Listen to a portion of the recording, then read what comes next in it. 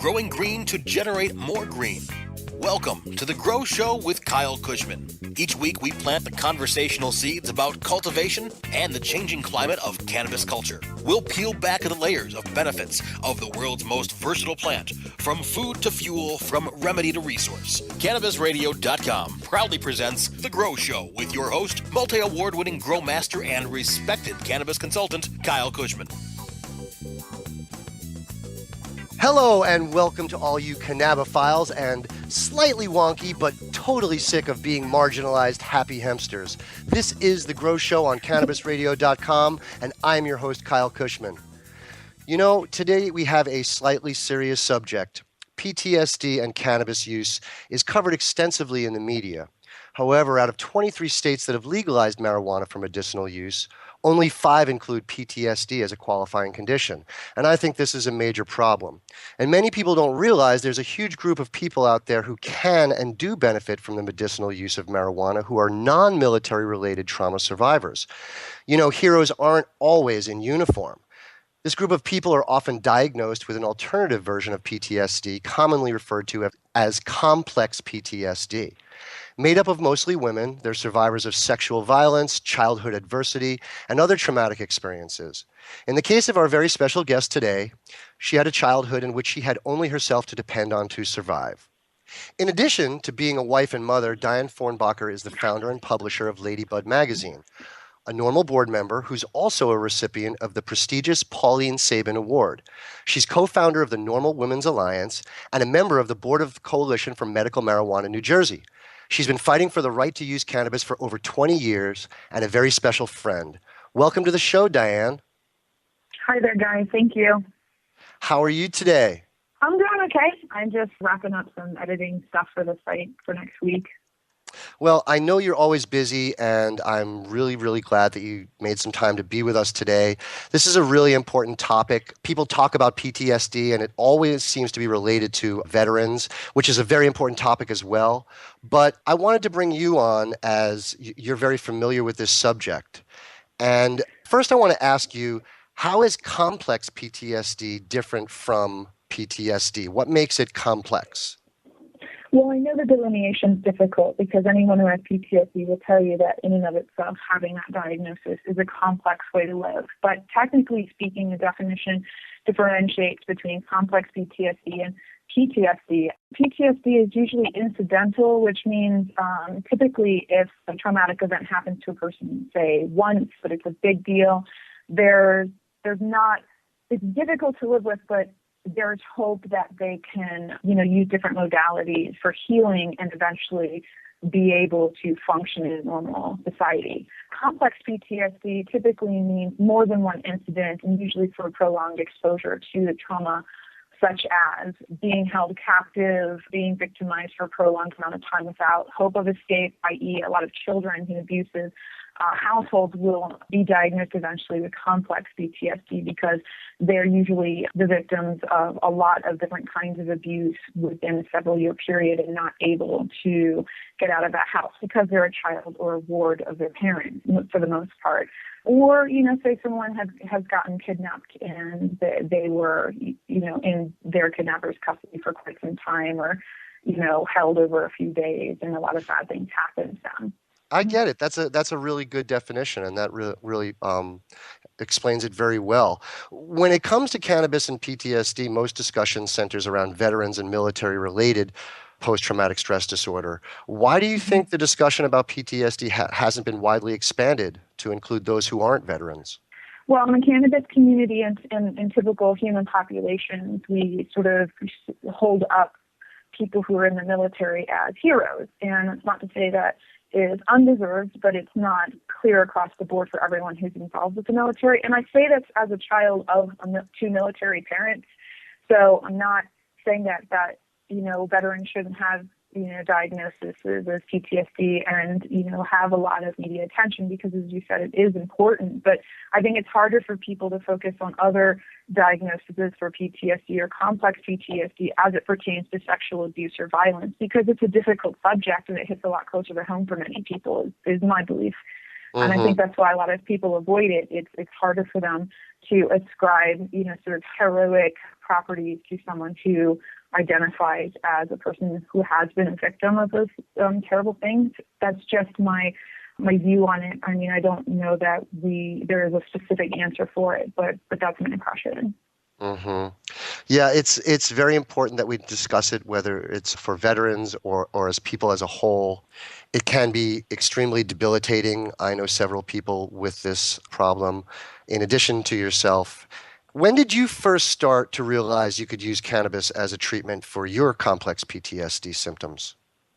Well, it was when I was in college. I mean, I had smoked pot only a few times when I was in high school, but my dad smoked pot, and he asked me to smoke with him and my uncle, and that was just weird. So it didn't help me then. It was just weird and kind of stressful. So I don't think it really helped me because the company I was keeping was kind of horrible. But when I was in college, I was finally alone. I had gone to college my freshman year from a jump point of being a foster child my senior year in high school. So while I had never quite ever been alone in company with people, when I was in college, I actually was for the first time in my life alone. And I tried my best to elevate myself above my prior circumstances as a child and go to college, a few scholarships and a few loans. And, at one point I just couldn't do it anymore. And I didn't know what that was. You know what I mean? I know that I wanted to succeed and I know that I wanted to have a better life. And yet here I was stuck. I was unable to get out of bed most of the days of the week. I started having a hard time being around people or hearing them. There's a lot of hypervigilance, which means, like sudden sounds that would just mildly startle a person would set me off into a tailspin of like a 48-hour panic attack, because when you have PTSD or complex PTSD, hypervigilance is a big problem because it could be anything that sets you off, as bright lights, loud sounds, colors even, someone sneezing and you weren't looking at them when it happened, so it startled you. And it's really it's really a helpless feeling. So when I stopped going to classes, a few friends did notice because I have learned in my life to be gregarious and charismatic as a defense mechanism. And it's not by nature that I'm actually like that, but they did notice that I wasn't around anymore. So a friend of mine, I refused to answer my phone. I refused to answer the door. I was in the dark. My roommate moved out because I was freaking her out. And a friend of mine, just put a note under the door and there was a joint. She's like, I know you don't smoke a lot of pot. I know that you don't have insurance, but, this helps my mom. She has a lot of same kind of issues you have told me about. So, you don't need to talk to me, but just, try this out, listen to cool music and see if it helps you. And I'd never really looked at it that way. You know what I mean? I hadn't done any research. Most of it was not even an emerging research anyway at that point in the mid-90s. So I did. I was like, well, what do I have to lose? I smoked half that joint. It was pretty heady. It was time of the chronic as opposed to the brickweed. It was pretty blazed. And I started listening to Pink Floyd's Division Bell album. And anyone familiar with that knows it's a really introspective but hopeful acknowledgement of despair is the best way I can put that album. And that was when I realized it could help me. And, a lot of the symptoms of PTSD include concentric mental diagnoses such as depression, panic, anxiety. They're all a mishmash sort of thrown on your plate if you have PTSD. And that helped me. And I've pretty much been using cannabis ever since. You have such a wonderful, unique outlook on life. That's why I always enjoy talking to you so much. One of the reasons why I enjoy talking to you so much. Tell me, how has using cannabis to treat your PTS symptoms changed your life physically, mentally, socially? Well, number one, I just want to say that cannabis can't cure PTSD. That is something that it cannot do. It requires a lot of hard work, but it can mitigate most of the symptoms so you can clear a lot of the garbage and distraction out so you can focus a little bit more on getting better. So if I have, a PRN is usually known in the vernacular medical community as an as-needed basis, on an as-needed basis. So say you're a diabetic or an asthmatic, you need insulin or you need an inhaler. For me, when I start having anxiety or dark thoughts, for the most part, cannabis can distract me from that. It can, sort of strip away the anxiety and pull me back and ground me with myself. A lot of people with PTSD have dissociative disorders because when they have a survival brain, as a child, they don't have a learning brain. We learn how to survive instead of how to enjoy because there's no room for that. So when I use cannabis, I have more of a learning brain rather than a survivor's brain. I can sit down, I can laugh instead of looking around and seeing if, there's an escape route just in case something goes wrong. Socially, if I use whole plant matter and an indica, I'm usually okay. If I do a dab and it's a sativa, I'm not going to be okay in public. That is not a good thing for me. And it's not a good thing for a lot of people with PTSD because we have hypervigilance and anxiety. So, Sure. the fine line between eating a 10 milligram sativa in the morning instead of having a coffee and getting to work as opposed to like a sativa glob that someone, Sure. surprise dabbed you with, and I that's happened to me, and people tend to know on the top, in their consciousness that I have PTSD, but once in a while I'll run into someone who doesn't understand that, gives me a sativa dab or sativa this or that, and it's not a good scene, and I end up just leaving, or, I hide because it's not good for me in that way, but indicas have really helped me sort of sedate the clanging of, interruptive thoughts. We have a lot of invasive thoughts and flashbacks and panic. And when I have an indica, I'm able to, really, get past that and be able to hang out with people, which is really important because people with PTSD are oftentimes 50-50 divided with their fear of being hurt and their need to depend on people and wanting to be close and feel safe. And, it's a really hard balance every day. So cannabis helps me in a lot of ways, mostly to sleep through the night because we also get a lot of insomnia, invasive thoughts, the tendency to have a little bit more free reign when you aren't conscious and not aware of the need to protect yourself. So a lot of times it's really hard to sleep through the night. So cannabis, edible or tincture, really helps me get the rest that I really need. It's really important to respect your medicine for whatever reason you're using it for and to know what works for you and what doesn't. And that was some really enlightening and important information that you shared with us. We have to take a quick break right now to give some love to our sponsors, but we'll be right back with some more discussion with Diane Fornbacher and then the Ask Kyle segment. We'll be right back. The Grow Show with Kyle Kushman will return once we cultivate through this short commercial break. Dr. Dabber, hurry! Its temperature is shooting past 1,000 degrees Fahrenheit. It's burning up. I'm afraid for this little guy, it's just too late. What caused the problem? Only Dr. Dabber can maintain the perfect temperature for a smooth-tasting, slower burn. This standard vaporizer lost all of its health benefits, sending it up in smoke. So you're telling me that most vapor pens burn so hot they produce smoke, not vapor? Correct. Keep away from those standard vaporizer pens and turn to Dr. Dabber. Doctor's orders. Less heat, more flavor. Ganjapreneur.com, your guide to the cannabis business world. Ganjapreneur.com is a comprehensive resource for cannabis professionals and entrepreneurs. Download the Ganjapreneur app on your smartphone or tablet to catch up on cannabis industry news, scroll through our daily job listings, and learn about successful cannabis companies, executives, and investors. Ganjapreneur.com, helping ganjapreneurs grow. Doc Rob, the concierge for better living. Cannabis is just one of the many great plants that we have on this planet called Earth that we can use consciously and intelligently to improve our well-being. Take a real, raw, inside look at healthier living while sharing great ideas and improvements for a better quality of life. Learning to live and live well is a lifelong process. This is a journey. You could be 80 years old or 8 years old. You can still learn something that's going to make tomorrow a little bit healthier, a little bit easier, a little bit happier, a little bit better. The concierge for better living with Doc Rob. Only on CannabisRadio.com. Time to plant some more conversational seeds. You're listening to The Grow Show with Kyle Kushman, only on CannabisRadio.com. Hello, everybody, and welcome back to The Grow Show on Cannabis Radio. We're talking with Diane Fornbacher. She's been living with Complex-PTSD for her entire life, and she's been speaking out and sharing her experiences for much of that life. That brings me to my next question, Diane. What makes you fight so hard? What actually inspired you to become such an outspoken advocate for the medical use of cannabis?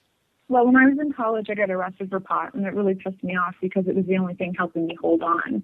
You know, I was suicidal, and when I got arrested for smoking pot on campus, they threw the book at me. Aside from putting me in straight prison, I got moral turpitude, which I don't know what the hell that means, but I think it's like a definition from the 1850s, which means not in good moral standing with community's morals, which were antiquated at the time anyway. But burn the witch. Yeah, so I wasn't. They gave me possession and drug law and cosmetic act, which is usually for people with heroin and needles, and drug reform is a whole other bag with regard to that, but I do believe they deserve their rights too. So they did everything to me aside from putting me in jail. I had a 6-month suspension. I didn't even have a license. I wasn't even in a car. So when I applied for a license, I had to pay a reinstatement fee, I had to pay a fine. I had a 6-month suspension. So I had to apply, pay, wait 6 months. And, I wasn't allowed to work with children or in healthcare. And that really made me mad because when I was getting booked and they were taking my fingerprints, they said, "You don't look like the kind that does that stuff." And I wonder what the hell that even meant, because, did they want me hanging from a tree and have to cut me down dead because I killed myself, or did they want me to smoke pot and get better? So it was obvious to me that they didn't know what they were talking about, or something else was wrong. And I discovered later that I was arrested in Anslinger's hometown, who was a guy who originally made pot illegal in the 1930s. And that sort of really blew me away.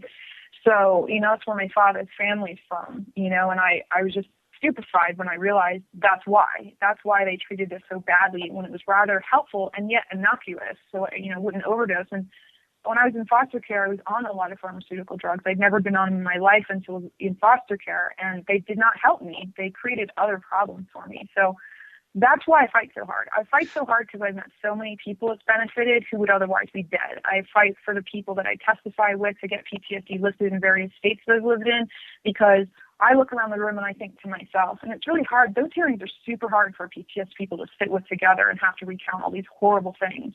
But I look around and I think to myself, how many of these people would be dead if it hadn't been for cannabis? That's why I fight. Diane, I know that everybody can hear your anger and the emotion that you feel from this, and that you're still as motivated as ever. This next question, it might be even a little bit more emotional, but I got to ask you, your current home state of Colorado just denied the addition of PTSD to the medical marijuana list of qualifying conditions. How do you feel about that ruling, and is there anything being done to challenge the Colorado Health Board's decision? Well, there are people who are always motivated and really trying, and I have to give Cannabis Patients Alliance a lot of credit because they coordinate a lot of people to be together, as well as Drug Policy Alliance. And they declined PTSD. I think, forgive me, Colorado, if I'm wrong on this, but I think it was the 5th time they declined PTSD as a qualifying condition, which is, you want to know how I feel about that. I think it's really screwed up because a lot of these people are shut-ins and on fixed incomes because they're so scared, even in their own homes, but it's the only place they feel marginally safe.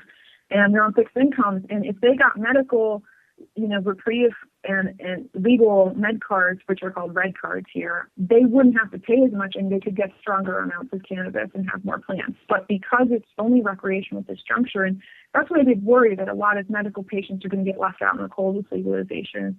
I moved here from New Jersey last year, and even though New Jersey doesn't have PTSD as a qualifying condition, and they're working on it too, never going to stop working on it.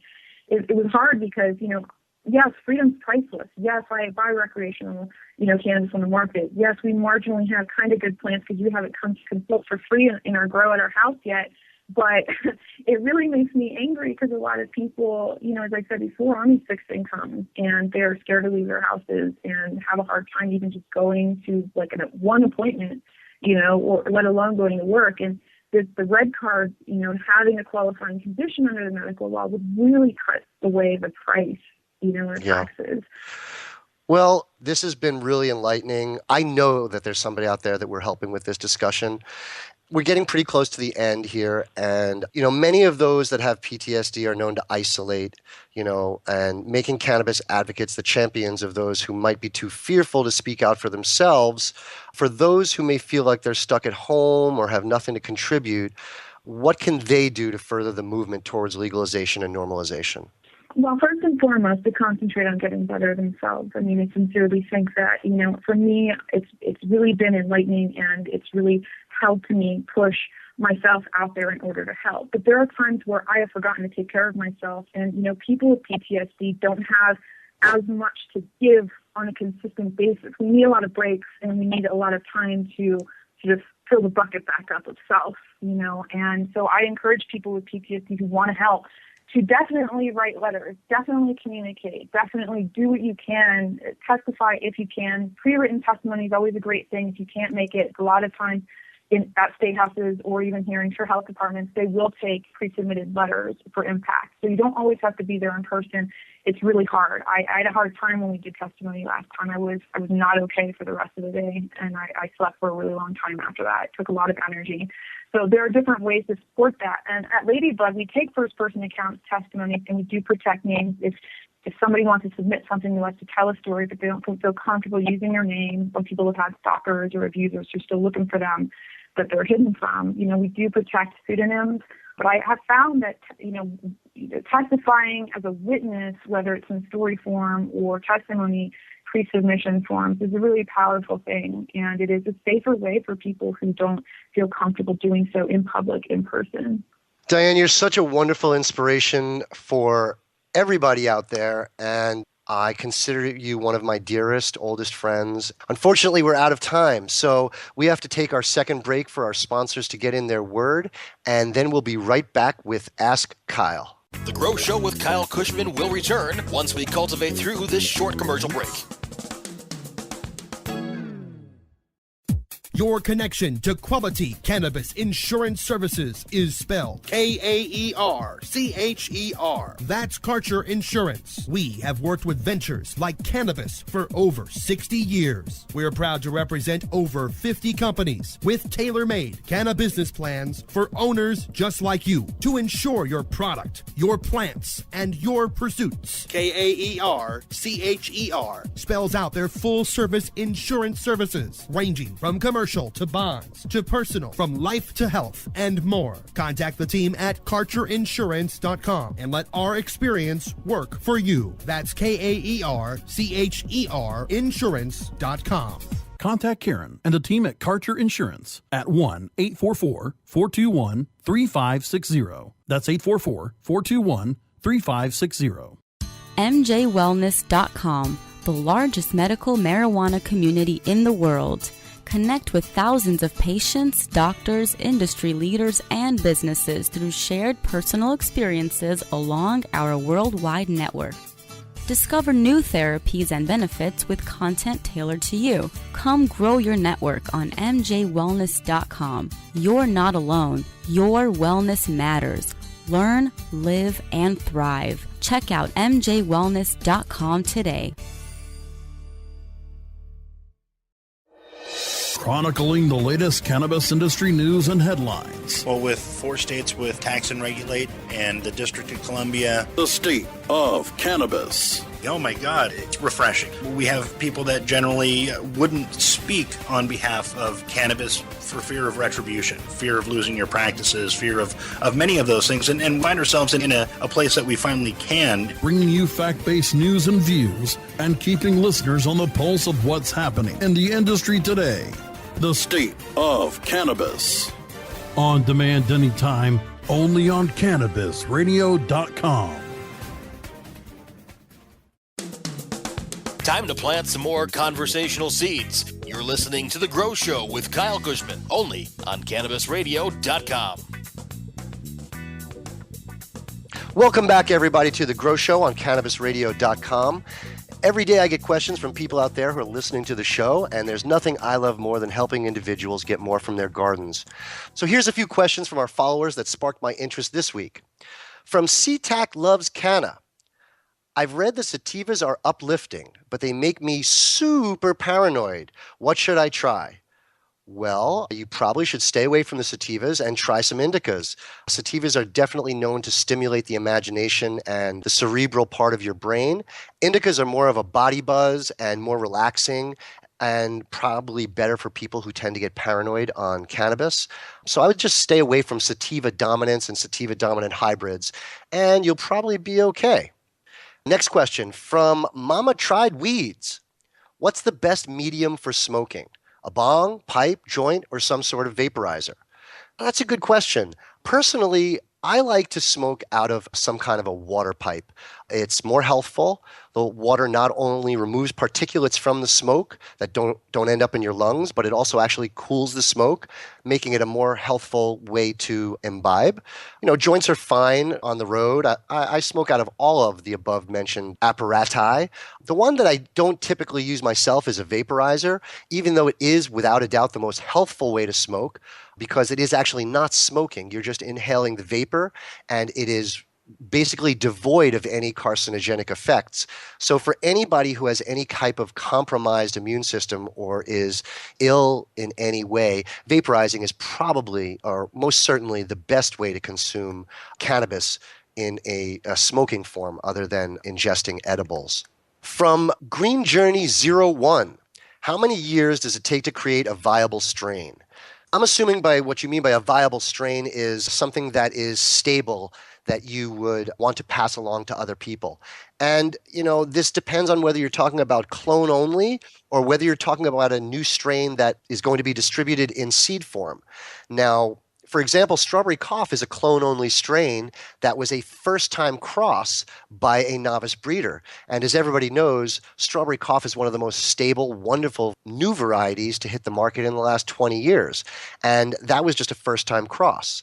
But when it comes to creating a seed strain that is stable, it does take several generations, typically 3 to 5 generations before you can see a stable phenotype that doesn't vary too much across many, many plants. Yeah, I would say, it takes a good year to create a stable seed strain, 1 to 2 years for sure. We have another question here from Raining Emerald Nugs. Have you ever used an out-of-the-box grow closet? Would they be good for someone just looking to grow a few plants for themselves? Have I ever used one? No, I'm usually a self-starter. I kind of like to build things myself. But I will recommend that these grow box closets have really come a long way from just being a stealth unit meant to hide what we were doing, which they did very, very well. But now they're actually very practical, and they include very efficient watering methods and airflow techniques. And it is a really good idea for somebody who doesn't have a lot of space and who doesn't want to build out a room with electrical and cooling and all the various accessories that you need for a good grow. So yes, look into the grow closets. There are a lot of good ones on the market right now. Unfortunately, we are out of time, and I would like to thank our guest, Diane Fornbacher, for sharing all this information and dedicating your life, making life better for others out there. Would you please mention a website or email how people can get a hold of you on social media?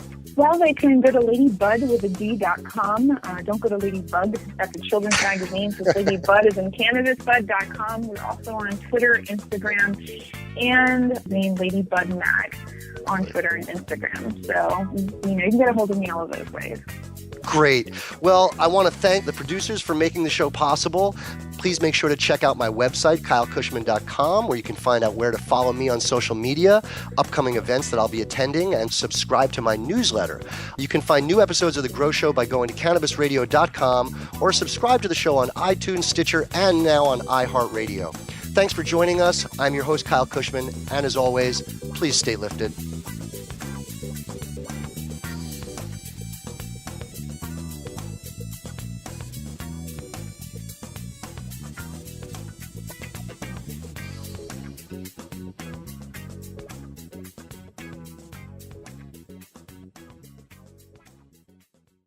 The opinions expressed on this CannabisRadio.com program are those of the guests and hosts and do not necessarily reflect those of the staff and management of CannabisRadio.com. Any rebroadcast or redistribution without proper consent of CannabisRadio.com is prohibited.